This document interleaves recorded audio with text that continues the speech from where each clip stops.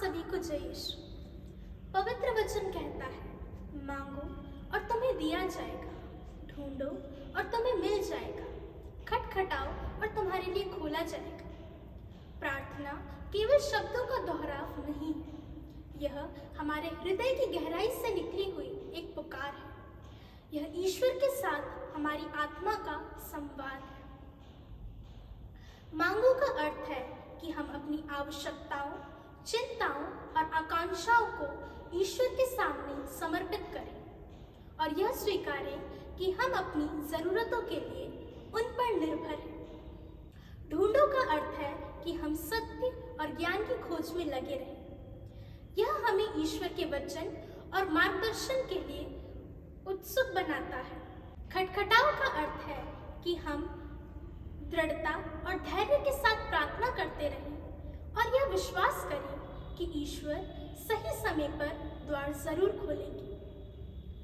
जैसे एक सांसारिक पिता अपने बच्चों को अच्छी चीजें प्रदान करना चाहता है, उसी तरह हमारे स्वर्गीय पिता भी हमारी आवश्यकताओं को जानते हैं। वह हमारी प्रार्थनाएं सुनते हैं, लेकिन वह हमें वही प्रदान करते हैं जो हमारे लिए सबसे ज्यादा अच्छा होता है।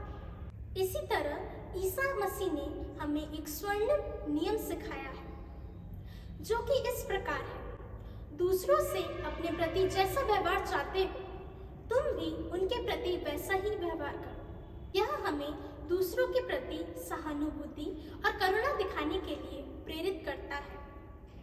संत मत्ती अध्याय 7 पद संख्या 7 से 12 हमें प्रार्थना, विश्वास और प्रेम की अटूट बंधन को याद दिलाता है। यह हमें ईश्वर के साथ अपना संबंध गहरा करने, उन पर भरोसा रखने और एक दूसरे को प्रेम तथा दया के साथ व्यवहार करने के लिए प्रेरित करता है।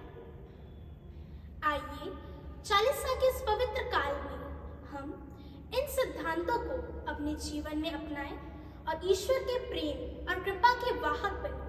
आमीन। जय यीशु।